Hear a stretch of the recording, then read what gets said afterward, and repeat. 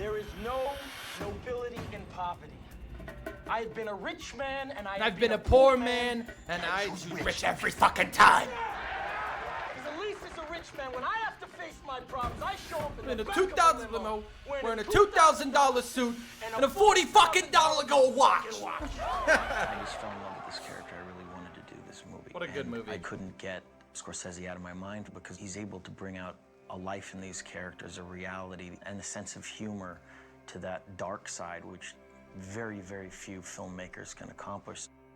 $22 million in 3 fucking hours! Marty has a way of exposing the ugliness of criminal life in a kind of almost enticing kind of way.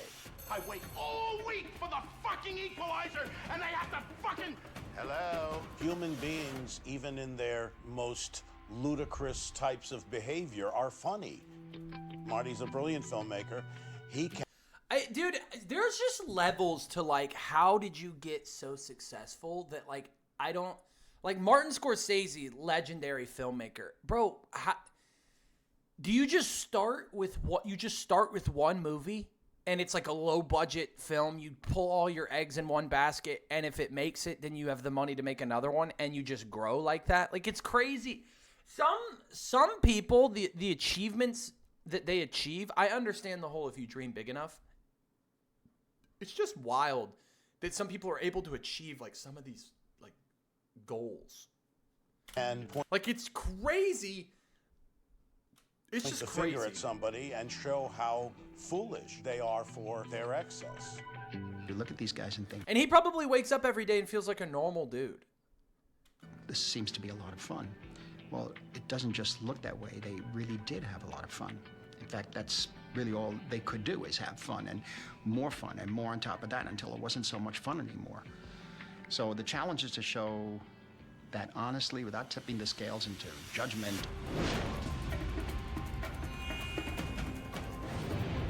This was one man's account of a very insane time in recent history. And what was so refreshing was his absolute candid honesty about every... Bring in the fucking strippies! Whenever you're presented with an opportunity to do a movie, you look for that kind of honesty in a lead character and a storyline. Jordan started out, he's a regular kid, grew up in Queens, his parents were accountants, wanted to make good, wanted to make a lot of money, wanted to be successful like we all do, and just fell down the rabbit hole. I think he really thought that he could bypass morality or surpass morality with a combination of money and drugs. This is a guy who lived like a rock star. He had everything everyone has ever wanted, and it wasn't enough. He still wanted more. Because it's never enough, kids. Street, but it's only the backdrop to one man's journey from nothing to everything and then back to nothing again. Terry Winter wrote this screenplay that encapsulated all the craziest part about The Wolf of Wall Street is that, and in a way, really, he cooked a bunch of people, was gonna go to prison forever, and then ratted on a bunch of people and got out. Like, the dude was the ultimate con man. He fucking cooked everybody, and he ended up living the life he wanted to live. And now look at him, still living it, still bulling. I'm not saying people should be like him, but I mean, that dude fucking cooked it up. Movies, you're drawn in by the spectacle and the excitement, and how kinetic the filmmaking is, and the violence, and the extreme characters, and the humor. But also the moral aspects of his stories were wonderful. What are you going to do, spend the rest of your life in jail? Is that what you want? No. Okay. No. Okay, you got all the money in the world. You need everybody else's money? Terry Winter's script had so much humor in it. And in a lot of ways, I remember Marty telling me about Goodfellas being, almost a dark comedy. And this lent itself to that, that style of film. Bro, that scene where Leo is busting it down on the dance floor at his wedding is so fucking good, bro. Dramatic version of events and making it believable and real. Wait, is Margot Robbie British? He can take something off of a page, turn it into a visual storytelling masterpiece, and just the energy of it is just so incredible. And it's like a tsunami of craziness. I thought she was fucking...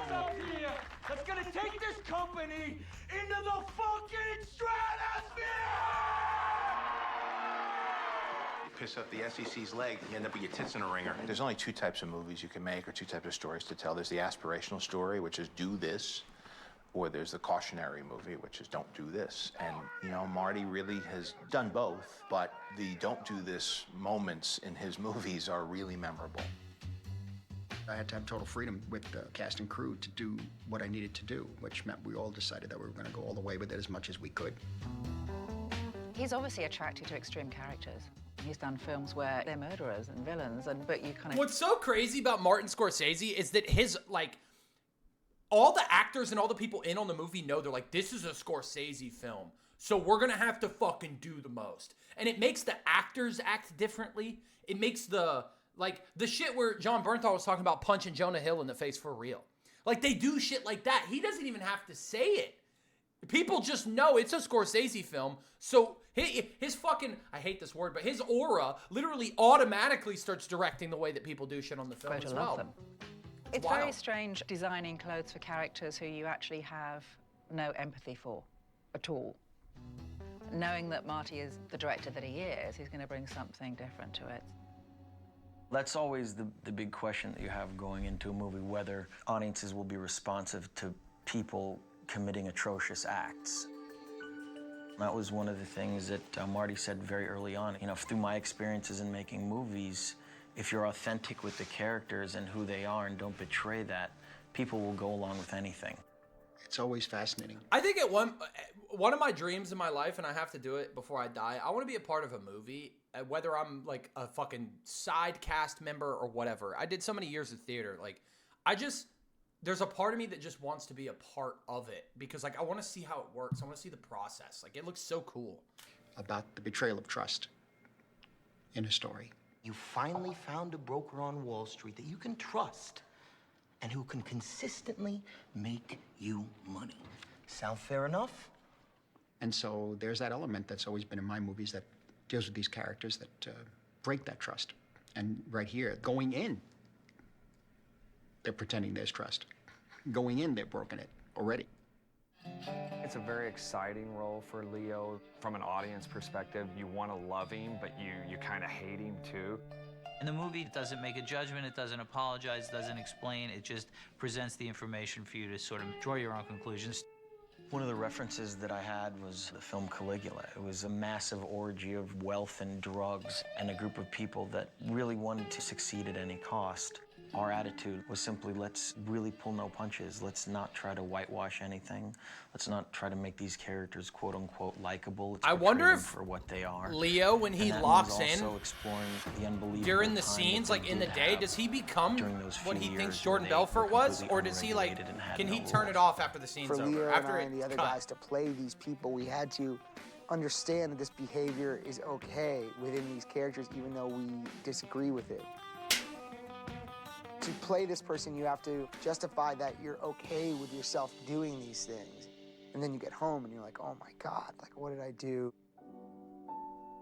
You find all these reasons and make up your backstory and you justify it to yourself so that you can really commit to the decisions you're making in the script and not feel false about it. You're a father now, Jordan? Yeah. You're a father now. I know. And you're still acting like an infant! And those actors had to have a reckless abandon. And just as Marty doesn't judge the characters in any given moment, the actors can't either. With Marty, the energy was almost like a gigantic party on set all the time. Everyone brings something fun to the table, brings something interesting. Let's all give each other something to react to. For me, it was one of the most enjoyable film experiences I've ever had, and I think Marty will say the same. In the 5 films that I've worked with him, I've never seen him having this good of a time. Dude, how much of a flex is it to be like in the 5 films that I've worked with Martin Scorsese? Like, as open and free to try whatever that's a came flex. up. Marty creates a great atmosphere on the set. He's open to suggestions. He likes people to improvise if they can. And there's no more fun for an actor than to be able to do that. Marty's way of creating this in a collaborative atmosphere for his actors to kind of prosper, and for us as producers, it gives us nothing but pleasure to see people who are working hard, but at the same time getting a lot of pleasure and getting fun out of the whole process. I'm gonna teach each and every one of you. Shit got me over here smiling, bro. Fucking Ahab. Captain who? I'm the fucking From the book, motherfucker, from the book. Our approach was to be very improvisational. I've never been a fan of the bush, to be honest. Really? Yeah. I don't mind it.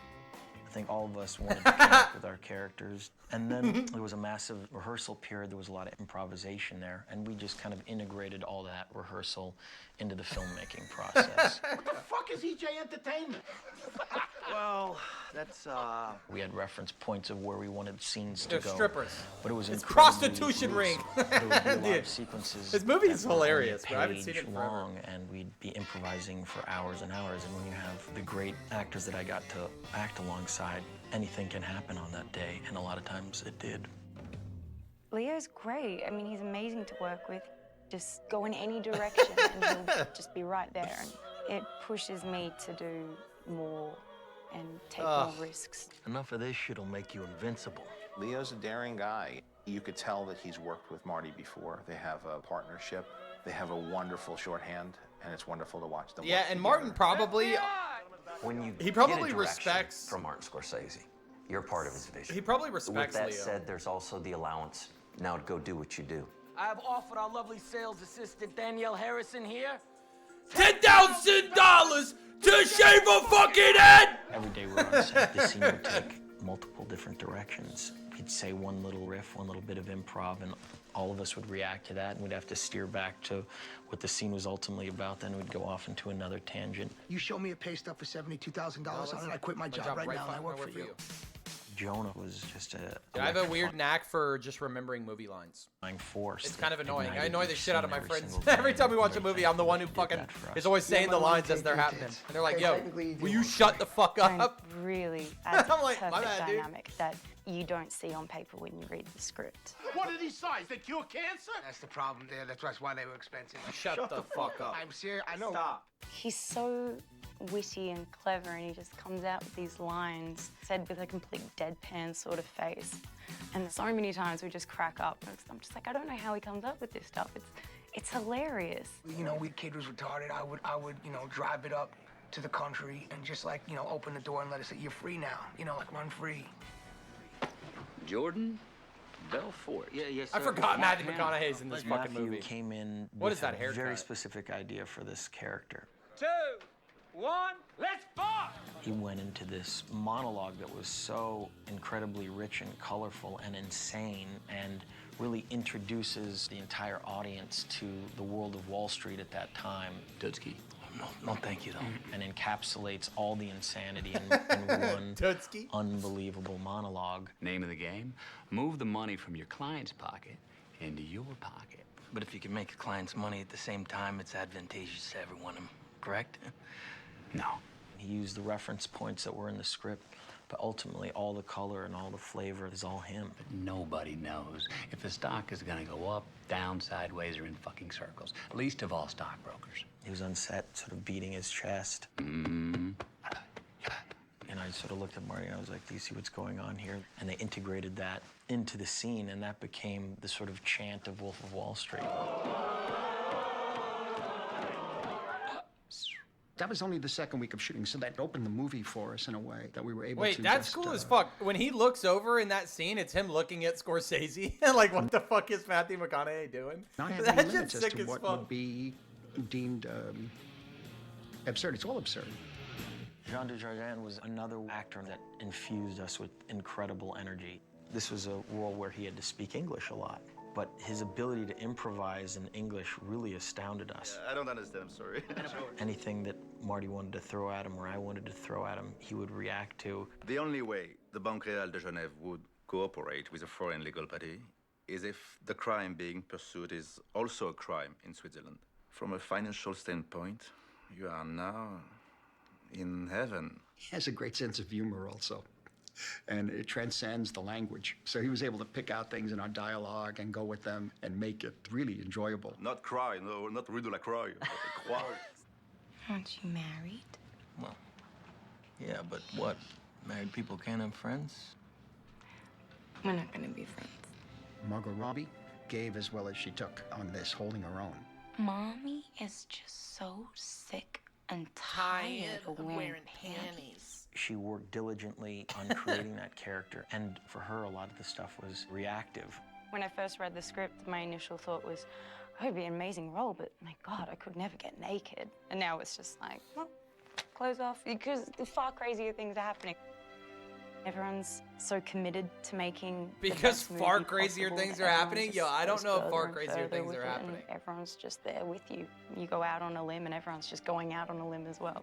And Marty just lets you improvise for 5 minutes, do whatever you feel like doing. I don't love you anymore, Jordan.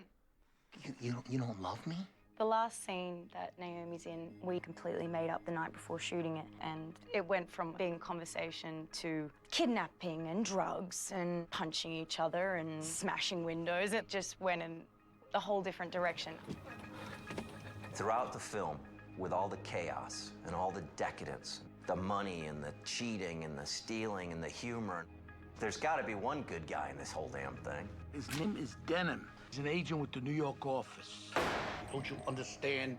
He's smart, you're dumb. Kyle Chandler's character is incredibly important. Through our conversations, we created the scene on a boat, which to me is a very integral part of the movie. Never been on one of these before? A boat? Learned how to sail when I was 6. That was all done through his improvisation as well, and that led to this incredible scene that I think is one of the most important ones in the entire movie. You go after real criminals, which makes me wonder what the hell you're investigating me for. First day on the boat, I haven't even met DiCaprio. If I'm not mistaken, No. you just tried to bribe a federal officer. No, technically. Thankfully, Leonardo DiCaprio couldn't have made me feel more comfortable. And making your other actor feel more comfortable allows not only him to do his work, but allows you to do your work. And once you're in that realm, then you just play. Good for you, little man. Little man? Good for you. Me, the little man. They're gonna need to send a fucking SWAT team, because I ain't going nowhere! Dude, I can't help but smile through this whole video. People say, well, that type of person, that sort.